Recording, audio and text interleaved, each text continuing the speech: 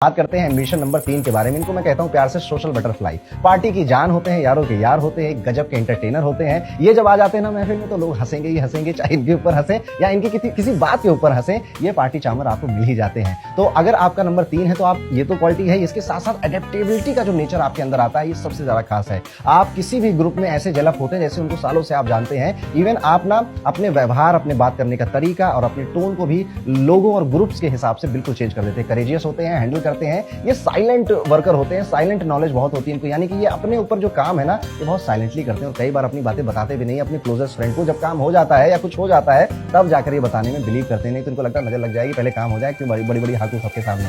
हर event की जान है नंबर 3 अगर आपका एम्बिशन नंबर है। Full of charm, full of humour, expressive बहुत मिलेंगे, क्रिएटिव बहुत मिलेंगे आपको। और हो सकता है कि आपको या तो पब्लिक स्पीकिंग का शौक हो या फिर राइटिंग का शौक हो, और शौक नहीं भी है तो ये आपका फॉटे है। आपको बिना दिए मतलब बिना सीखे भगवान ने ये दिया है आपको। सॉफ्ट हार्टेड मिलेंगे आपको, एनिमल्स लवर बहुत मिलेंगे, बच्चों से प्यार करते हुए बहुत मिलेंगे। और अगर आपके कोई सिबलिंग है, छोटा भाई बहन है, तो बहुत ज्यादा ब्लेस्ड है कि उसको आपके जैसा एल्डर ब्रदर या एल्डर सिस्टर मिला है। पेशेंस और कंसंट्रेशन इंप्रूव करने की आपको जरूरत है। कई बार बहुत जल्दी इंपेशेंट हो जाते हैं और कंसंट्रेट नहीं कर पाते हैं। आपको सीक्रेट बताता हूं, आपको अगर किसी चीज पे फोकस करना है ना, टहल कर पढ़िए, ट्रैवल कर करके पढ़िए, आपको चीजें याद हो जाएंगी। अब अगर मैं इसको आपको एक एग्जांपल के साथ समझाऊं तो उस दोस्त को याद करिए जो पार्टी में लेट्स सपोज एक पार्टी हो रही है तो वहां पर माइक लेके जोक्स ट्रैक कर रहा है या एक दूसरे की मिमिक्री कर रहा है या फिर गाने में बजाऊंगा, मुझे आता है कि एंटरटेन कैसे किया जाता है। ये है इनर एम्बिशन ऑफ नंबर 3। आपने कितना रिलेट किया कमेंट करके जरूर बताइए। हार्ट डिजायर नंबर या फिर इनर एम्बिशन नंबर निकाला जाता है आपके नाम से। अब आपका नाम कौन सा लेना है, मुझे तो पप्पू टप्पू बुलाते हैं वाला नाम लेना है, या फिर जो मेरा डॉक्यूमेंट में है, या फिर जो मेरा बाबू सोना मुझे बुलाता है वो नाम लेना है, ये कंफ्यूजन हो सकती है आपके मन में।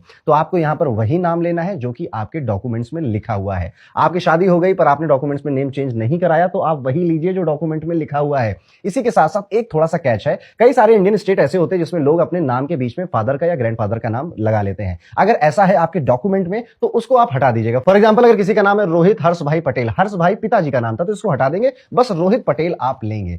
यानी कि आपका फर्स्ट नेम, आपका मिडिल नेम और आपका सरनेम होना चाहिए। अगर फादर, ग्रैंडफादर या हस्बैंड का नाम आपने लिखा हुआ है आपके डॉक्यूमेंट्स में तो उसको हटा देंगे। दैट्स इट, बस इतना सा रूल है। बाकी नाम कौन सा लेना है, जो डॉक्यूमेंट्स में लिखा हुआ है। अब नाम तो पता चल गया, अब इसकी कैलकुलेशन कैसे करेंगे देखिए। यहां पर आपको सारे जितने भी वोवेल्स होते हैं इनको ऐड करना है। वोवेल्स क्या है, ए आई ई ओ यू, ये 5 वोवेल होते हैं हमारे। इनकी न्यूमोलॉजिकल वैल्यू आपकी स्क्रीन के सामने दिखाई दे रही है। अब फॉर एग्जांपल एक नाम लेते हैं, ये नाम है राजकुमार तिवारी। अब इसमें देखिए आर ये तो वोवेल नहीं है लेकिन ए है, उसके बाद जे भी वोवेल नहीं है, के वोवेल नहीं है, यू है, एम नहीं है, ए है। तो यहां पे आपने देखा कि राजकुमार में ए आ गया, यू आ गया और फिर से एक ए आ गया, यानी कि जितने भी ए रिपीट हो रहे हैं, जितने भी वोवेल रिपीट हो रहे हैं, सबको काउंट करना है आपको। फिर तिवारी यानी कि जो सरनेम है उसमें भी आप देखेंगे कि एक बार ए आता है और 2 बार आई आते हैं। अब आप इनको सम कर दीजिए, इनको जोड़ दीजिए और जो जोड़कर सिंगल डिजिट में नंबर आएगा, जैसा कि आपको स्क्रीन पर दिखाई दिया जा रहा है, यही है आपका हार्ट डिजायर नंबर या फिर इनर एम्बिशन नंबर।